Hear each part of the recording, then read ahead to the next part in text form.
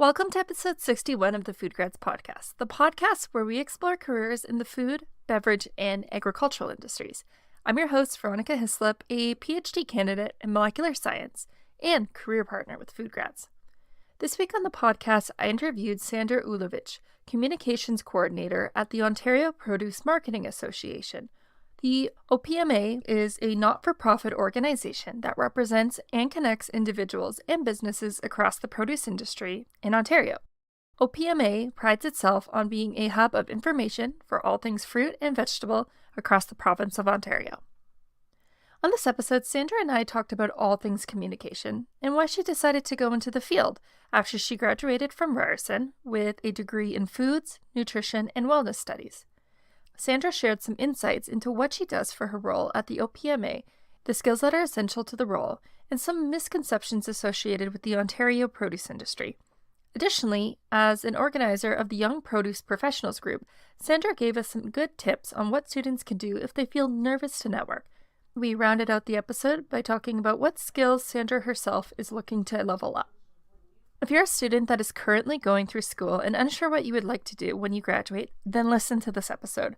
I think that Sandra's story is one that will provide comfort and remind you that you don't need to figure out everything when you're going through school.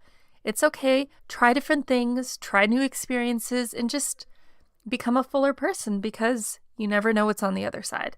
So you don't always need to rush. Just take your time. So, enough with that introduction. Let's get on with the show.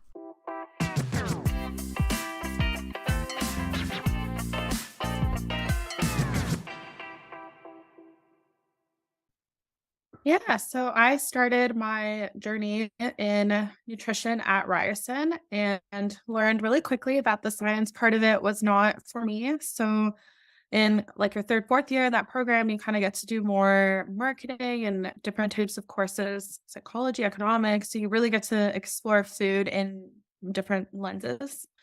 So from there, I really liked the nutrition communications, like that course a lot. I really still love nutrition and learning about healthy eating, but I knew that I didn't want to be a registered dietitian. So after taking those types of courses, I kind of got to know through a friend's mom who was working in communication, who had been working in communications for her whole career about that field and looked into that. So I started the program at Centennial College, postgrad in corporate communications and public relations. After that was done, I started my career in agency and then landed here at the Ontario Produce Marketing Association. That is amazing. It's interesting that you say, so I personally have a deep connection with Ryerson. As many of you know, I go to Ryerson for my graduate program, which is molecular science, but I TA first year nutrition students for their food science course. That course made me cry many times. I get told by the students as well about that. So I know with that course, it's probably the same as when you were taking it, because actually the funny thing is they do the same version of it but for the science chemistry students. So like I've also taken the same labs, and a lot of the students are like, I love food, I love this, but I don't like the science part. It's a tough course. It was. That was the first bad mark I ever got in my whole entire life, and I bawled my eyes out. It was like, I'm not a D student. I can't get a D. I totally understand.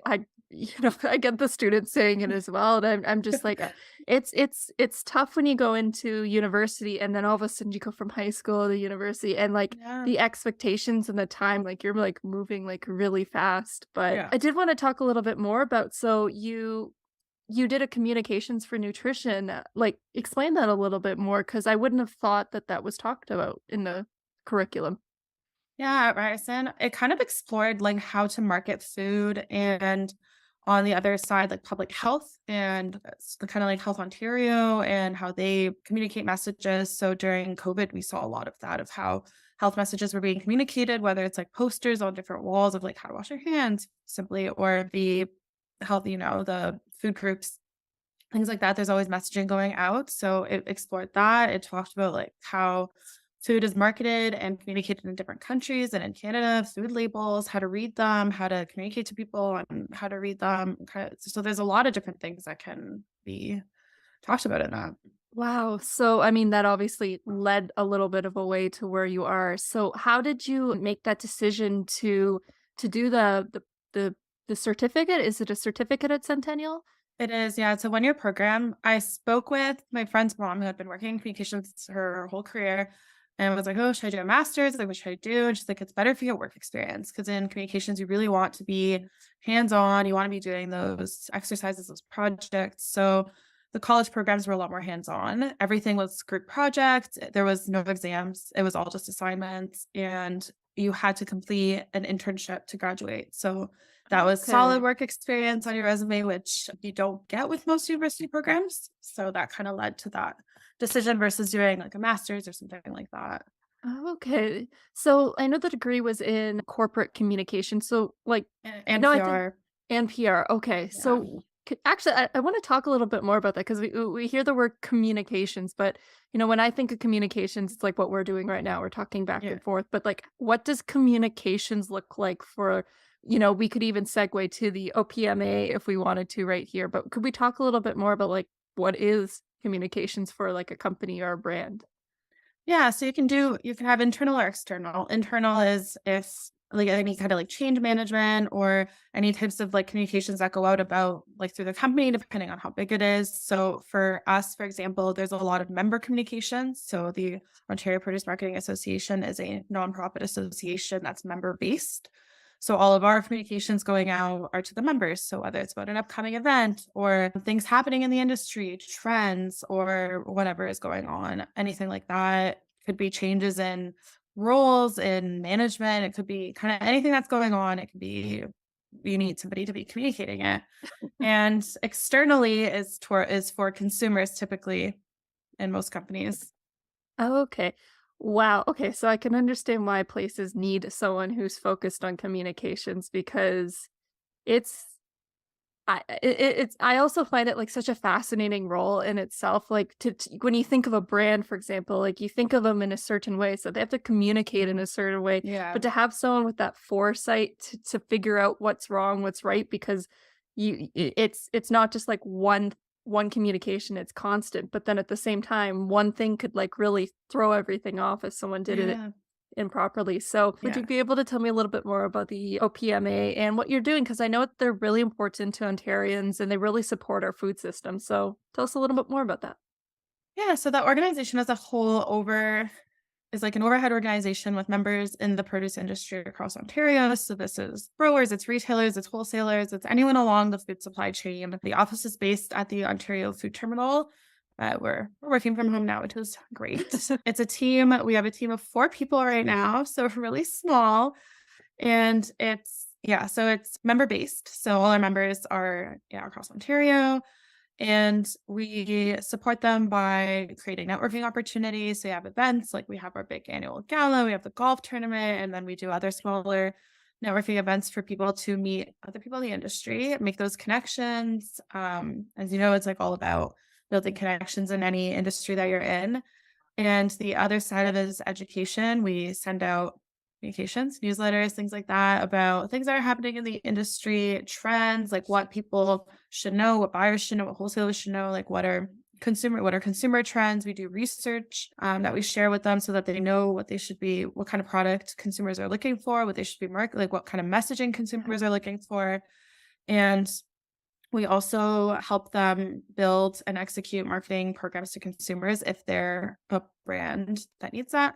And then the last bigger piece is we support Student Nutrition Ontario, which bring fresh produce to schools. So we make a donation every year that comes from different ways that we fundraise and earn revenue to provide to them. And they then take that and purchase fresh produce for students in the program. Oh, that's so cool. I never knew that Yeah. that was a part of a program. I can imagine that. Wow, that's because Ontario's produce industry is like massive. I can imagine there's so many avenues and it's kind of like exciting because you have like, I can't even, like, list how many different types of produce there's in Canada. I mean, you have your corns, you have your berries, you have your apples, it's amazing how plentiful we have it in Ontario, and you kinda take it for granted, at least like I Yeah. do, like, I don't really think about it as much as I should, but you could really eat everything you want, it seems like, in terms of that. For sure. I didn't even realize until I started working with all the different commodities. I was like, "Oh, yeah, I feel like mushrooms are grown here, like, Oh, yeah. greenhouse peppers and and apples and peaches, like everything's grown here. I know. Yeah, And we're one thing really good. Yeah, and one thing that I know that you are involved in that I really wanted to talk a bit more is that you have a young professionals group. Yes. And I would love to know about okay, let's do a two-part question. So let's talk about like what roles are there for young people who are looking to go into the produce industry? So what could they look to for jobs? And then as well, more about the group that you're actively helping with and how that helps them go into the Yeah. industry. So it's funny because a lot of people that you talk to and you think about agriculture, people are like, "Oh, farmers," but and Mhm. growers, and that's kind of like if you wanna work in agriculture, that's the direction you're going in, but there's tons of other things that you could do from marketing, obviously, sales, you could be working on logistics, you could be working in you could be a buyer, you could be a wholesaler, you could be working in so many different positions at, like, a retail chain. There's just so many options. Quality assurance, yeah, off the top of my head, those are a few. There's probably more that I don't even know about because I'm still 2 years in and still, like, learning about all these different pieces of the puzzle, but there's definitely for every interest, like, there's so much going on and so many different opportunities for different skills and interests. So the goal of the Young Professionals Network is to show people what the different options are, what you can be doing, meet other people in the industry, whether it's people who are young and like new in their career or new to the produce industry. It's always good to connect with others. We host speaker sessions and workshops to help people with their professional development and learning about other people's journey in the industry, having mentors speak, doing fun networking events, things like that. So it's really Awesome. a place to network and learn about the industry and learn skills that will help you succeed in your career. And is that virtual? Because Ontario is a very big place as well. Is it both in person and virtual, or is it a combination, or is it just one or the other? It started in 2020, so it was mainly virtual. At the time, we were doing the committee is made up of like 10 people, Mhm. and we were doing all our monthly meetings virtually at the time. We were also doing all our speaker sessions and workshops virtually at the time as well. Now, then it kind of started to move into hybrid, and we would do some like little things here and there in person. And this year, or next year in 2023, it'll mostly be in person. Oh, that's amazing. It's hard to network not in person. It's hard online for meetings and things like that, but generally, like people love, and we've just had like so much better turnout to everything that's been in person, and people really like to get together. And then once you start making friends in the industry, you're like excited to go to those events. You're like, oh, like I met these really cool people at the last event. I can't wait to go to the next one.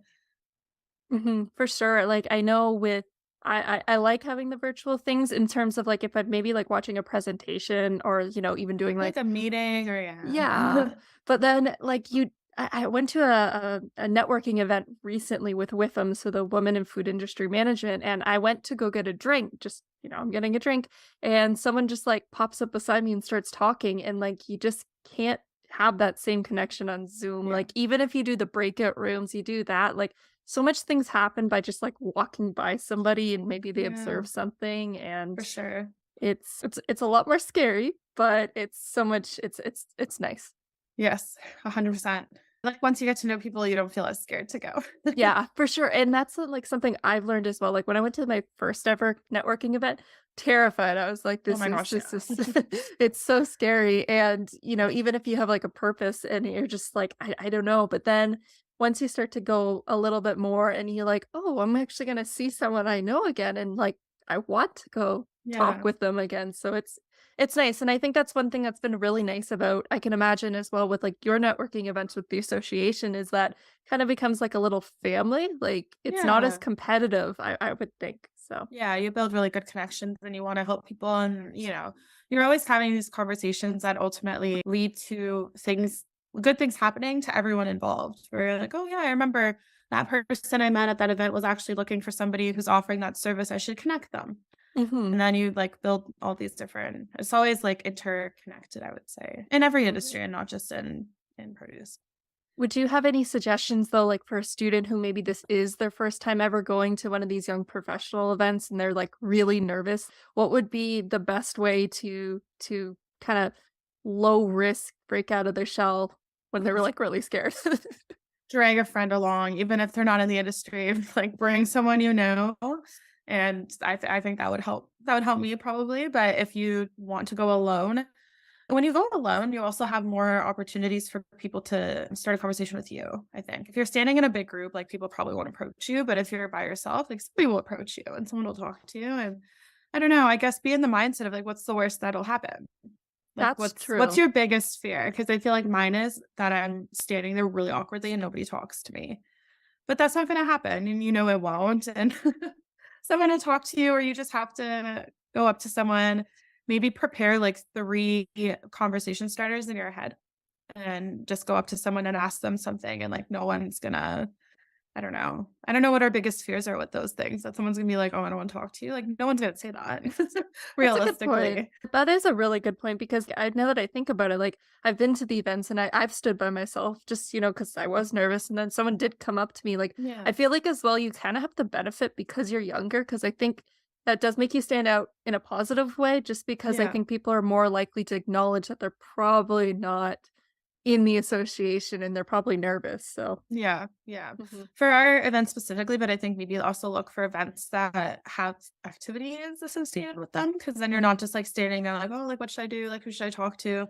But if we try and do like icebreaker games or have like lawn games or something for people to be doing where you're more likely to interact with people so you're not just standing there. That's really smart as well because I Yeah. know, sometimes it is competition or just like little games, like it gets you focused on yourself, like focused outside so you're not as caught up in your own head because it can be Yeah. so easy. It's like, what do I say? What do I say? What do I say? But then if you're like you said, playing a game, like you just focus on that and then you just happen to have a person beside you and you're talking about the game Strike and it's up. just Yeah. Yeah, yeah. exactly. And then with the organization in terms of the young professional event, you mentioned like workshops that you do. What kind of workshops would those be? So in the past year, we did one about how to like brand yourself. We've done them about how to build your interview skills, how to build your resume, things like that. So in the Mhm. future, it'll probably be things that are kind of around professional development of I don't know, like leadership skills, how to conduct yourself in different situations, things like that. Just things that'll help that are more interactive than like a speaker session, but that help you build skills. And did you find when you were, because I know that you mentioned that you talked to your family friend and that's kind of what got you into this area. Were you like during your actual years of university, were you like actively promoting your brand, so to say, like as we talked about? Because I know that some students can end up in their fourth year and they didn't really like promote themselves as much as they would have liked for varying circumstances. Did you find that you were actively putting like feelers out or any of those types of things, or you were able to really jumpstart your career, a little bit later when you graduated? Definitely later. I was like Okay. I had no idea what I was doing in my first 4 years of university or, like, first my 4 years of undergrad. It really was just like, I know I don't like this, but I don't know what I like. I don't know what to do. Like, was definitely not really thinking about a career or my career at all, really. Like, I was like, "I need to do something, but I don't know what it is."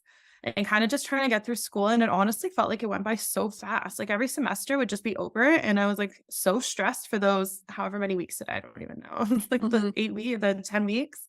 It was just so busy and so stressed. It was like, "Oh my god, it's over. Okay. Now you need, like, a breather." Because I was also working a part-time job. I was on the cheerleading team at Ryerson, so everything just kinda, like it went by so quickly, and then summer comes around, and you're like, "Oh my gosh, okay. First year's done, I need a breather." And then, yeah, we graduated university, and that summer, I went backpacking Southeast Asia with a friend, and I remember just sitting on the beach in Thailand, and I was like, "What am I doing with my life? Like, what am I actually doing?" I'm done university, like, now what? Mhm. Oh, wow. I see. I did want to kind of bring that up because I think that I'll say like I was always actively trying to do so because I was in a chem degree, so I was like always worried I wouldn't be able to go to the food thing.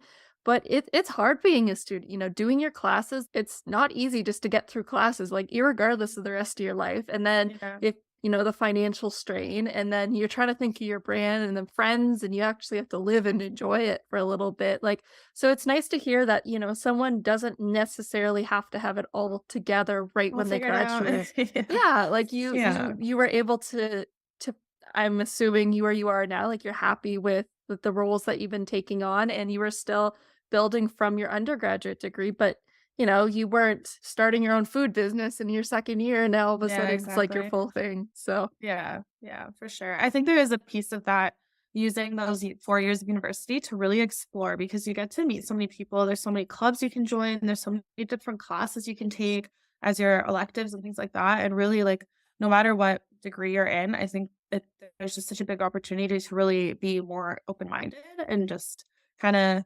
trust that life will work out and things will work out. Obviously, like you do need to work hard for it. And I still tried really hard in school and all my classes, even though I wasn't necessarily sold on going in that direction. It was still like I need to get good marks. So it's still trying and still like working very yeah. hard, but there is that chance to explore different things. And yeah, different opportunities. You also have 4 months off in the summer, which you'll never have again in your whole life. So that is such a good time to do like really like focus on your passions and figure out what you love. Like whether it's taking an extra course about something that you're like maybe like, oh, maybe I'm interested in this, or working at a job that like you want to test out, like an internship or something like that, or traveling. I think any of those things, that's the time to do it because you will never afterwards have that much time off. It's so true. It's so true. And it's like, it's so cliche, but it is true. Like when you're in your younger years, that's the time you're supposed to be exploring. Like there's less of a risk. You don't have you don't have a family, you don't have something that Yeah. if you make a big mistake, for a lot of students, maybe not everyone, but you have your parents or your family members or your friends. Like there's just a little bit more of a cushion so you can Yeah. explore. And if, like you mentioned with the clubs, if you don't like a club, you don't have to sign up for the rest of your days. Exactly. So that's Yeah. awesome. Yeah. And you're meeting so many, like in any university, you just meet so many people. Like I feel like my experience was so different. In high school, you're kind of in this bubble of like people you've known since you were young. And everyone kind of like obviously grew up in the same neighborhood and had, I would usually assume like a similar upbringing. We're all taking like the same courses. You're in this like little high school bubble.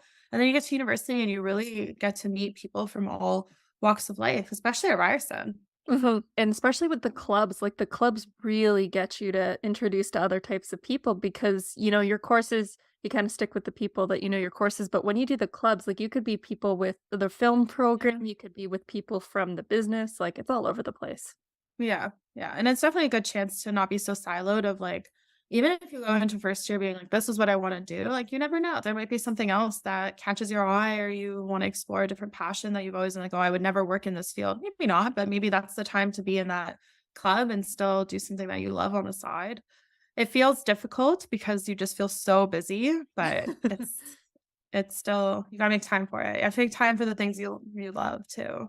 That's for sure. And I'm going to shift the conversation a little bit more back to you because I do want to learn more about communications manager because I've been hearing this like kind of going around because I feel like there's more companies are hiring communications Mhm. managers considering like social media is so big now and just Yeah. communications is everything. So I wanted to talk more about like what your day-to-day life kind of looks like. So what are some of the main responsibilities you do? What are maybe some strengths you need to do in order to be successful at your role?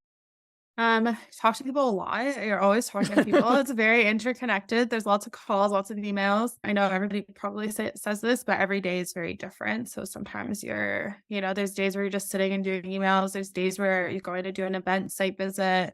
There's days where you're at a networking event. There's just so many different things that are happening. Social media is definitely a huge part of any communications role now, which also can include sometimes like video editing, graphic design, photo editing, like all those creative aspects. So creativity is important and is something that will certainly help in these types of roles. We also work a lot on different events, partnerships, sponsorships. So building out kind of like sponsorship practice for people and then creating the content that goes out for that and driving revenue. A lot of times your communications role is like marketing. So it's connected directly to sales. So you're really trying to drive sales with your messaging and your intercommunications. The most important, I think, strengths or personality traits is people skills, which is quite intuitive, I would say, but it really is about being able to write an email that clearly communicates what you're trying to say, being able to hop on a phone with someone and not be scared to talk to them on the phone, being able to go to that networking event and really just like connecting with like talking to people, making them feel comfortable. Like it's really the people skills are really integral to a communications role.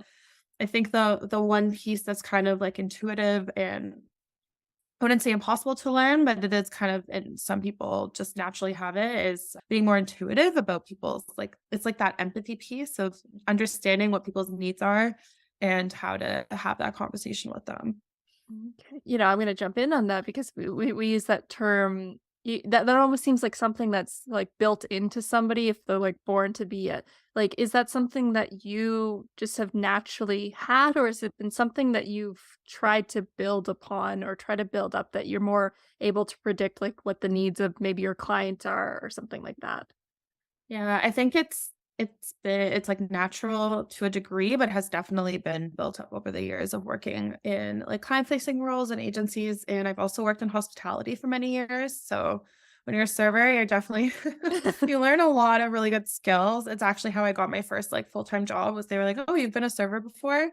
You will definitely do well in an agency, in a communications agent than like a PR agency." Because it's kind of that piece of like, yeah, understanding what people are needing and wanting and how to speak to them about it. I love that because again, you don't think about these other roles that, Yeah. working at a fast food place or working at a restaurant, but those take a high level of like emotional skills, Yes. communication. Like, can't just like Stress management. for sure, stress management. Oh my gosh, I don't know how my dad does it.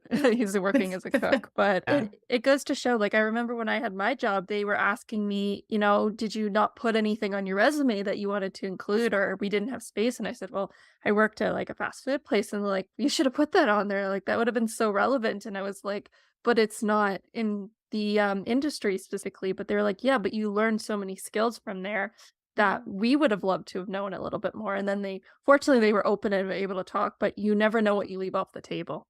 Yeah, that is actually a really good tidbit of advice because that first job that I got outside of like internships outside of school, the VP and like who was also the hiring manager in the interview, she was like, I worked a serving job as well. And I think that people who are able to be successful in that role, because not everyone is, will be Mhm. successful in this role. So that was a huge reason why I got hired. So yeah, there is limited space on your resume, but maybe bring it up in an interview if you can, if there's even Mm. any type of like overlap or you just want to like share something fun about yourself. You never know. That's a good point because if you don't have it on the because I know that with sometimes with these like auto generate, I don't know what you call it for the resume search that like do the Yeah, yeah. keywords.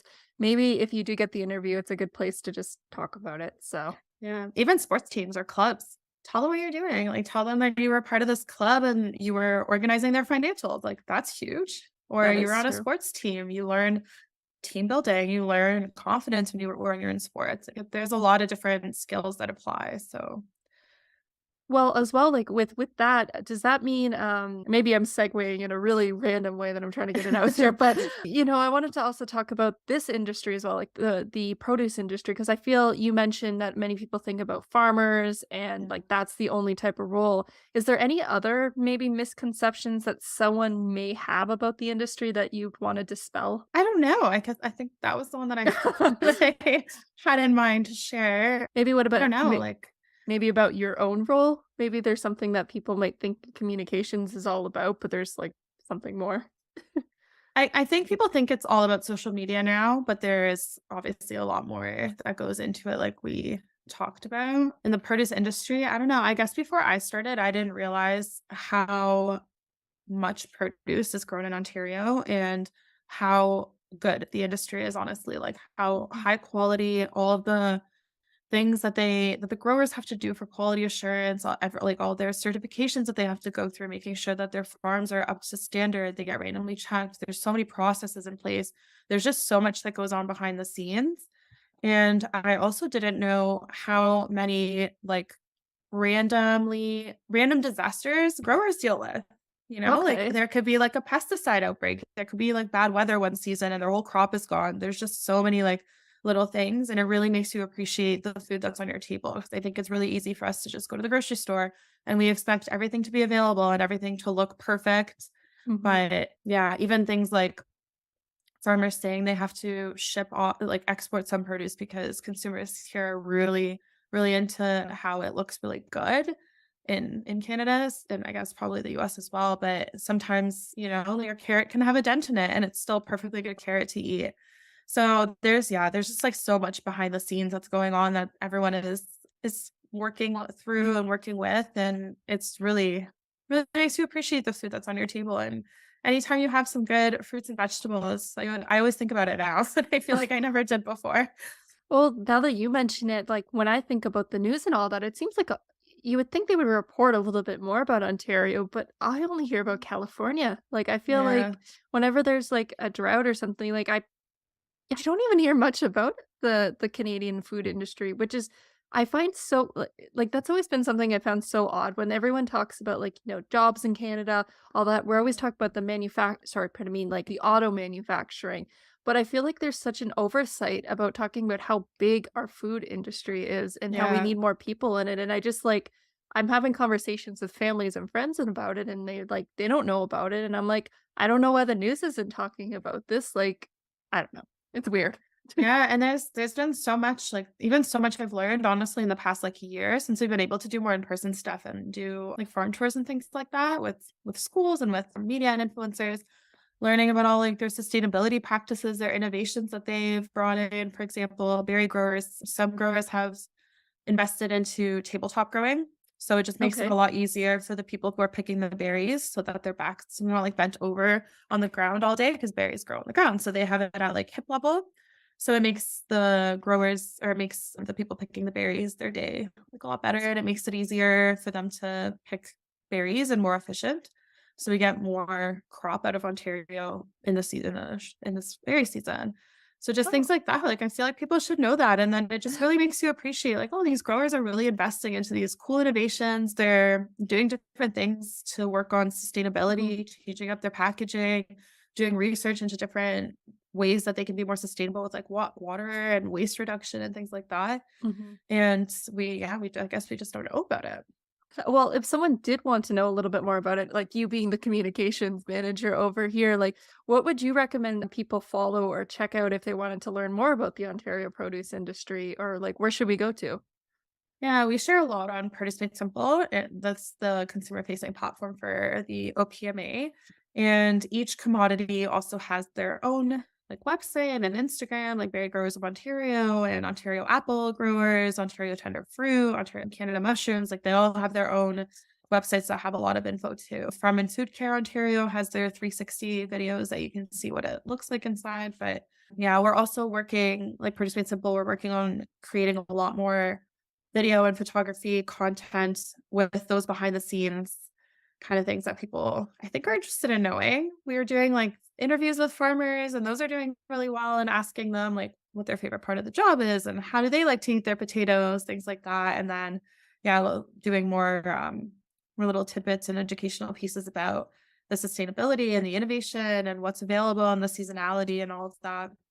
Okay. Well, I'm gonna have to get those links from you and Yeah, share them because I I'll think send them that's stuff over. like I would definitely want to do because that was like something as well I was also thinking about is just like how does produce like promote themselves as a brand? Like I know okay, so it's Yeah. Ontario produce and then you have like Ontario berries, but like how do you promote something that's not Oreos or like Lay's potato chips? Like Yeah. how like what does that look like in terms of getting people to eat more berries, let's say? Yeah, we try and do those educational pieces that I just mentioned and tips, like usage tips, how to store them, how to pick them at the store, when they're available, when they're in season. So all of that like educational stuff, nutritional info, so people know how healthy they are and why you should have more on your plate at every meal and recipes.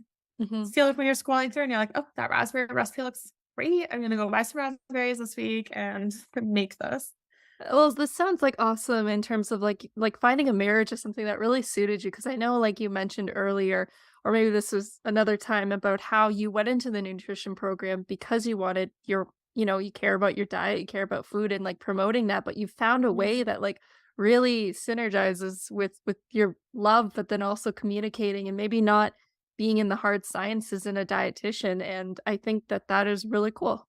Yeah. Which is another, I guess, thing to, like, trust that you'll end up in the right place and to always go for things even if they're not exactly what you had in mind. Because I actually got this job, went to Australia for working holiday, and that got cut short when COVID hit, so I came home and I was just like everyone was locked down. Finding a job at that time was so difficult. I was like, okay, I just need a job. Any job will do, like anything. And kind of started doing some like freelance work and then came across this posting, but it was part-time and a 6-month contract. And I was like, oh, like I really need something full time. I in a 6-month contract and a job hunt all over again in 6 months. Like this really isn't ideal. But you know what? I'm just gonna apply. We'll see how it goes. And then obviously ended up getting it. 6 months were up. They offered me full time, and here we are 2 years later. So you That's never amazing. know. Yeah. And, like, I think that's another good point because I know a lot of food industry places will maybe do, like, a contract work, like, speaking more towards, like, food manufacturing, a lot of, Yeah. QA positions are covering maternity leave and all that, but you never know where it's gonna take you Exactly. if you can take that, like, little short-term hit, like, a lot of times it does be fruitful for, like, a long-term Yeah. thing. Yeah. You never know where it'll go. If it's something you're truly interested in, I would say go for it. Yeah, and, as you've picked up this role, has there been anything that coming into now, you've been the full time. Has there been any skills or maybe like any topics that you are personally interested in right now that you're actively trying to improve? I would love to improve on my like graphic design, the skills and leadership so that I can gain some leadership management skills, people management skills. Do you have any ideas of like how you're going to go about that? Or I think that actually opens like another new thing. So like a lot of times we learn our skills, we go to school, we get our classes, we get it, but then when you're in the real like the working world, you kind of have to rely on yourself to be a little bit more of like a self learner. How do you tackle something like, leadership is a very broad word. Do you have any ideas of how you'd like to kind of build that up? I'd love to do like a certificate or some courses next year. For other things, I've definitely just like graphic design of doing stuff for Instagram. I just go on Canva and I like play around with different things and like try and read some articles, watch some tutorials and apply them and kind of like teach yourself and just but it's not at a graphic design level, but we're doing our best. That's okay. It's It's it's just fun a to play around fascinating. with it. Yeah, yeah. Yeah, it's as someone who's done like I help out with like food grads type of stuff in communications, it's you really realize how not strong you are. Like it looks I don't mean to put people down, but like sometimes you're like, oh, that's so easy to be able to do. And then you go to do it and you're like, this is not easy. I cannot think of anything. And it's just you don't realize how much of a skill graphic design can be. Oh Like my it gosh, really yeah. is. It's such a fun creative outlet, but yes. It I try and like yeah, get inspired by other people's work and then kind of try and go off of that and get creative, but it's tough. it is. You're like, why doesn't this look good? Other people make it look good. I don't get it. Oh, I know, and Canva, though, it's amazing. It's also great how many tools have made it so much more accessible to do it within, like, Yeah. the past, like, 10 years or so, like, before, if you wanted to do any graphic design, like, you had to use, like, Adobe Photoshop or you had to Yeah, do, like, these really advanced ones, but Canva is a game changer. I know. That's great. Even photography, sometimes you're just like you and your friend are taking a photo and you're like, why does your photo look so much better than my photo? We both just took a photo of the same thing. So it's like other people can make it look easy, but For you sure. just keep working through it. Yeah, and I think that that also is a little bit of an exciting thing that you might not necessarily realize when you of course, work can, like, be busy, but I feel like there's a little bit more time to kinda grow and understand yourself because like you mentioned earlier with school, you have that 8 weeks, you have, like, halfway through the semester, like, super busy, and you can only really focus on what is in front of you in terms of school, Yeah. but when you get to work full time, you have a little bit of time on your weekends more so, like, generally, and, there's a lot more time to just let yourself grow as a person, which in itself is Yeah. also very exciting. Yeah, for sure. I 100% agree. And so another thing that I wanted to also talk about, because I always like to ask our guests, is so what piece of advice would you give to students who are looking to go into a role that's similar to yours? I would say talk to people. Talk to everyone. Like you never know, even if they're not in the same industry or not in the same role, you never know who they know. You never know what could inspire you out of a conversation that's like completely random and about something totally different. Yeah, you never know. And everything happens through people always through building connections. So even if you're scared to network, it doesn't have to be like a scary formal networking thing. It could just be a coffee with somebody. It could be anything you want it to be, really. For sure. And I think that, like, I want to definitely point out again is like yours, it doesn't even have to be people that you think would be in the industry that you might want to be with. Cause you mentioned that Yeah, your mother's friend was the one who kind of like set you on this like thought journey because like maybe be social even within your own family gatherings and friends and exactly. just talk about what you're interested in because like you said, you never know who knows who they could be. Yeah. So Or if someone's, I don't know, for example, starting a business that you're like, oh, that's such a cool idea. And it inspires something else in you. Like you honestly just never know where these conversations could lead you. So just being open minded and yeah, talk to people. I know. And like be genuinely curious and interested in what they're up to. And I know that everybody gets that advice. And I heard that advice over and over and over again when I was in school as well. They were like, set up coffee dates with people, ask them like to talk to you about their career journey, and you're like, "Oh, I really don't wanna, like, bother them. I really, like they probably don't have time," but you'd be surprised who are very open about or very open and willing to talk about anything, especially when someone's, like, young and getting into the industry, so I think, yeah, set up those coffee dates, go to networking events, do it all. and do you have any suggestions if someone wanted to set up a coffee date, for example? Like if someone wanted to reach out to someone like you, what would you recommend a student do? Like how should they proceed? Like to be polite but still, you know, get that Yeah. coffee date. Yeah, I think email or LinkedIn is the best, and I think you should personalize your message. Like, don't send something generic because it honestly sounds like it's coming from like a fake account or fake profile. So if you're just like, "Hey, let's grab coffee," that's like super generic. I think just point out like, "Hey, I think your experience in this is really cool. I'm interested in this direction because of my passion for whatever. Would love to grab a coffee and pick your brain," something like that. So just make sure it's personal, like tie it back to what kind of caught your eye about it. Just be genuine. I think that's a really cute thing. I mean, as well, like you doing communications, at the end of the day, it should just be something that is genuine, like promoting yourself, like having a brand thing. Like we get so caught up in like, creating like the perfect essence, but like, maybe just be genuine to yourself. I mean, obviously you don't want to like put on display that your worst qualities, but at the same Yeah, time, like maybe I think we're a little too in our heads about things. for sure. Mhm. And join the Young Professionals Network events. We've got lots of events coming up in 2023. So it'll be fun for, I think, anyone who's in the food industry or looking to get into the food industry. Those will be really great opportunities to have really fun and inspiring conversations. I love that, and I'll make sure to link them in the show notes for anyone who wants to, find out more about that, but if people wanted to find you or the OPMA, where can we find them? So I'm on LinkedIn. First name Sandra, Sandra, last name Ulewicz. And on LinkedIn, you can find the OPMA Young Professionals as well.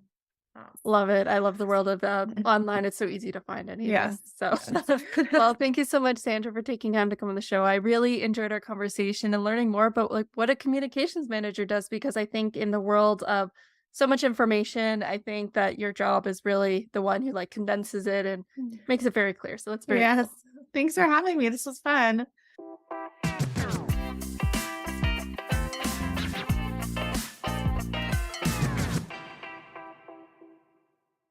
That was episode 61 of the Food Grads podcast. All the notes to this podcast can be found on the Food Grads blog or by clicking on the Student Grads tab on the homepage.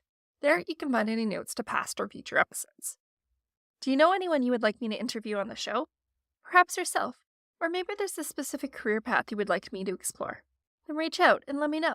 You can email me at veronica.hislop, Hislop, at foodgrads.com, or any of the Food Grads social media channels. Hope to hear from you.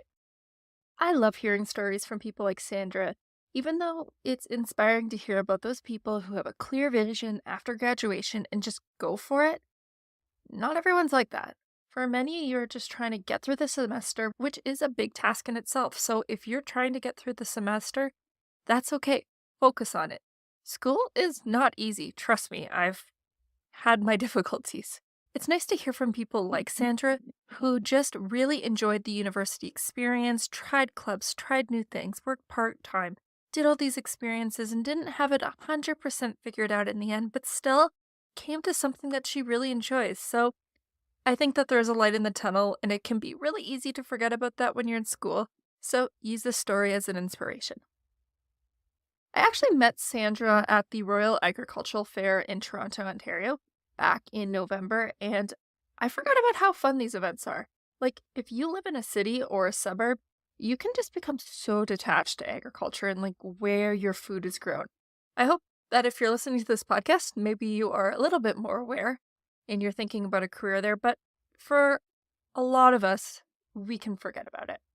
And without a vehicle, if you don't drive, it can become very difficult to explore these places. Though one thing I like is that fairs, like the Rural Agricultural Fair, gives you a taste of all the cool things being done in agriculture. It was really cool. So, what I guess I'm just trying to say is if you have a chance, go to your county fairs, go to these agricultural fairs, go to these, even if you're not actively pursuing a career on the agriculture side, maybe you're going into food. You're just gonna have a really great time, and I think that it's really cool to talk to the growers, the producers. A lot of them are there sharing their products and just hearing their stories, being inspired by them. It's a really fun event, and I wish that it happened more often.